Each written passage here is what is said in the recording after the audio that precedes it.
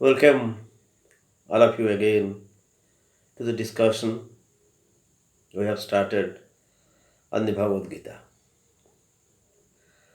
Now, after discussing the core of the issue or the core of the teaching of the Bhagavad Gita, now let's have some discussion on this Kurukshetra or these battles that we face day in and day out in our lives. So, as we have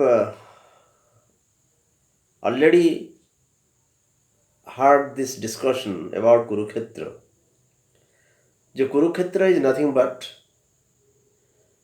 our life, and as always, it is said that our life is a battlefield, always a battlefield. The Kurukshetra is exactly the same thing.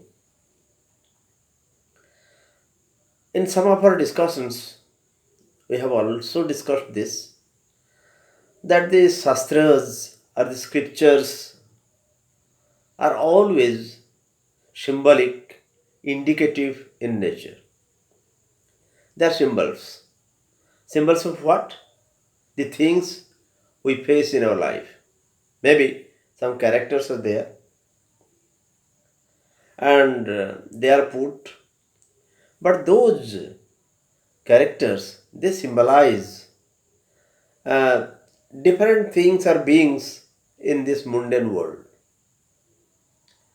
All the scriptures, well, they have their own agendas, but one thing is in common in all of the scriptures, and that common thing is to uplift the man from his present state. So, whatever they speak in a symbolic manner. There might be a storyline. Some characters will be there. Some dramatization might be there. So all these things are there. Now, if as we read novels, plays, or even epics, they are stories, they are fictions. But again, they are not altogether out of place. Not everything is out of place. Those are happening. For example, if we analyze the Mahabharata, the same characters, Duryodhan, is still alive amongst us. There are some characters who resemble Duryodhan, or for that matter, all the characters. And there are also characters like Yudhishthir, the virtuous. And there are warriors like Arjuna. So all these relate to the life we live here in this world. So when we speak of Kurukshetra, it is none other than the battlefield where we are always engaged in battle. We are always engaged in battle. Yes, we are all always engaged in battle. You think of an individual. Let us uh, speak in this way. Suppose I am an individual. Now there is always war within me. My thoughts are in war with our actions. Our thoughts are in war with what I speak. So my thoughts, my speech, my actions, these three, they never meet. Exactly like three vertices of a triangle. They don't meet. They are miles apart from each other. So what is that? I think something, I do something altogether other than this thought. When I speak, that is quite different from what I think and what I do. So I am at war with myself. Our mind, our vital, our body, all three are engaged in wars between amongst them. And sometimes these three also are in war with our soul, this divinity in us. Sometimes the soul speaks something and we don't hear it because our mind, our vital, our life, and our body, they cloud, they cover this, I mean, the soul's warnings or soul's sayings. So, though I am an individual, I am split into thousand parts in myself, within myself. We can think it, we can introspect it. So many thoughts come to my mind. And I always, I am always in a dilemma. Can't decide what to do. Why is it so? It's because there are wars going on. And similar is the case in the society. Before society, we can think of a family. Suppose three, four members. Today now nuclear family has come into being, has come into force. But there were times when many members were there in the family, and I think at the time in olden days there was a better cohesion. But right now it is not there.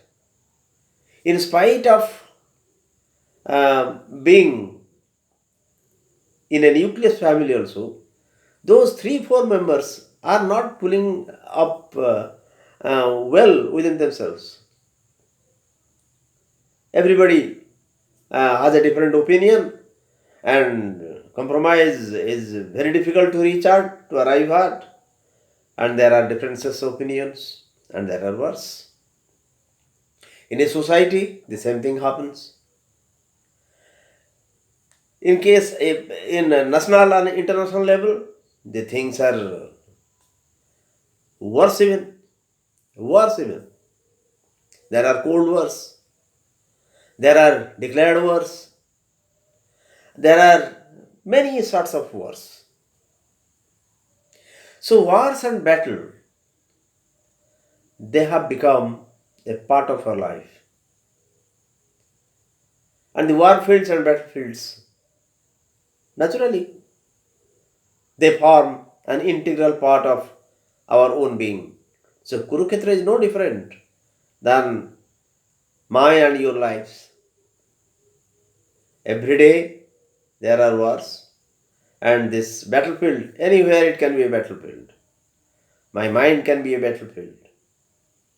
The society's psyche can be also a battlefield. So all these things are quite natural, and they're part of our own being.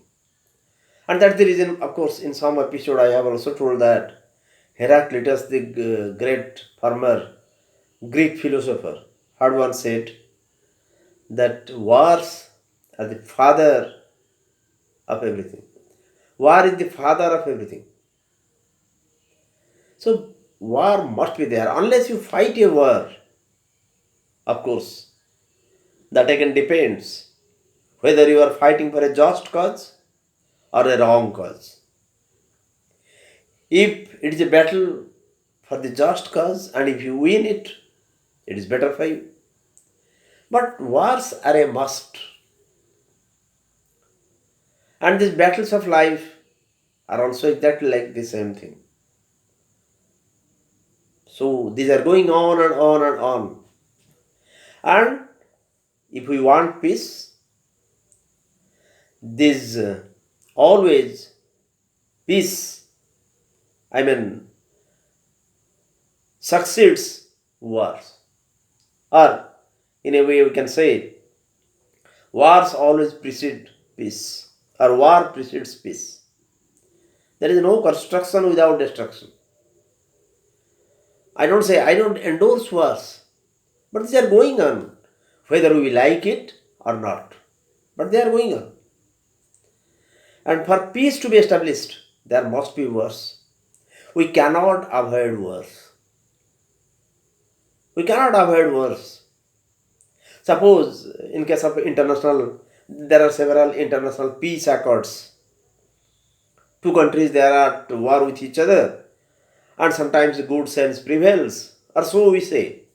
Good sense prevails, and both of the members, or maybe the representatives of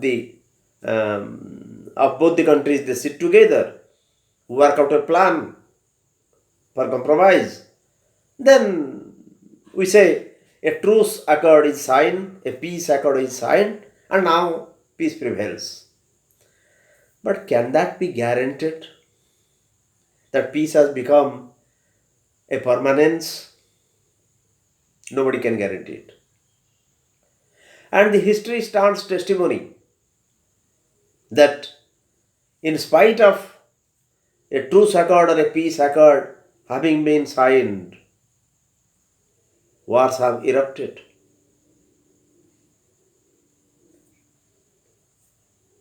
Daggers have been drawn and wars broke out. So whether that peace accord or something is actually peace, it can be anybody's guess. But unless there is war, peace cannot be arrived at. But for a peace to be established, wars have to take place.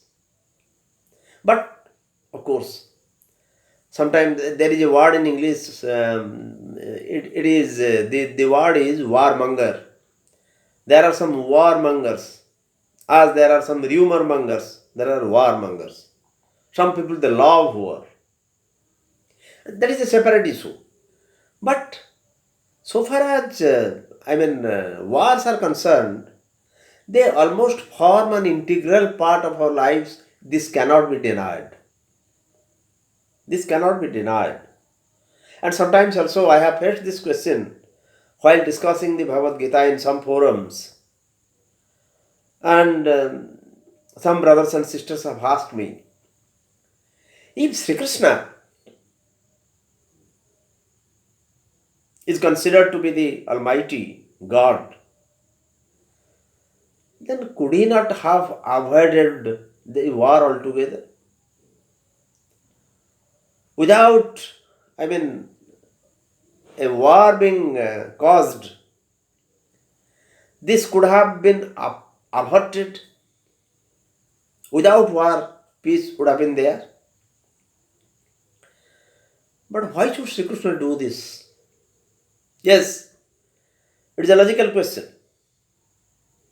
Yes, it is a logical question, I think, from the logic point of view, from the argument point of view. But Sri Krishna's duty was not that. He was here to show the world, because if a gospel is given, some advice is given, or precepts are given to the people, they don't obey that. They don't abide by those. They have to see something happen, then only they can believe. They can see something happen. That's what in one line of the Bhagavad Gita, Sri Krishna says to Arjuna, Avajananti mang mudha manusi tanu asritam. Because I have taken a human form, the people don't think that I am the Almighty. They take me for granted. And why they do this? It is because they think me as a human, and as any human has limitations, they also think the same way. So they are mudha, they are the foolish people available here, they are the fools. They don't know me, they can't know me. And instead, they take me for granted. They say that this man couldn't do anything because he is just a man. as everybody of us. But I have deliberately taken this human form, it is because to show the world, to show the other human beings or my fellow human beings that in spite of my limitations, I can do wonders. I have followed a life which can be example for others. And that's why I have taken the human form. And this concept of avatarhood in our own culture, in our Indian culture, the concept of avatarhood is based on this. It is based on this. Somebody descends, comes down here, takes a form which is familiar to all of us. Then he does something extraordinary so that people can learn from these happenings. So that's why the battles should be there. Duryodhana didn't understand. However hard Sri Krishna tried to convince him, he didn't understand.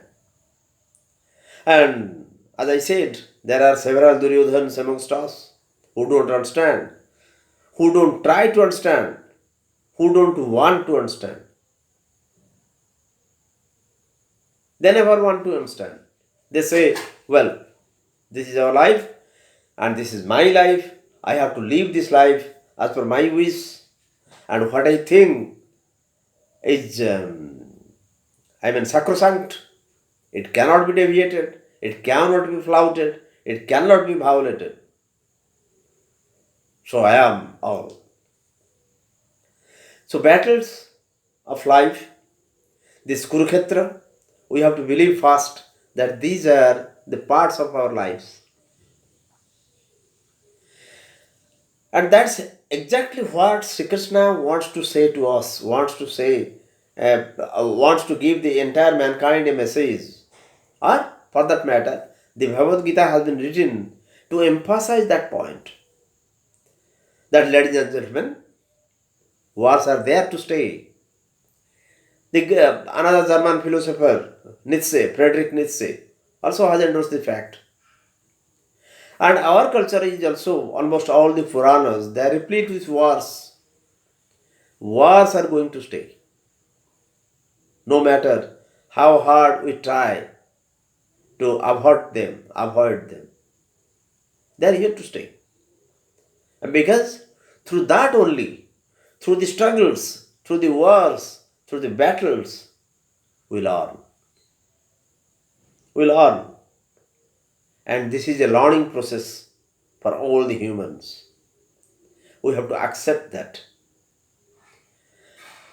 Once we accept that, perhaps the Bhagavad Gita is easier for us to understand, and it opens many vistas before us. Many vistas before us. So, till the next time, Namaskar.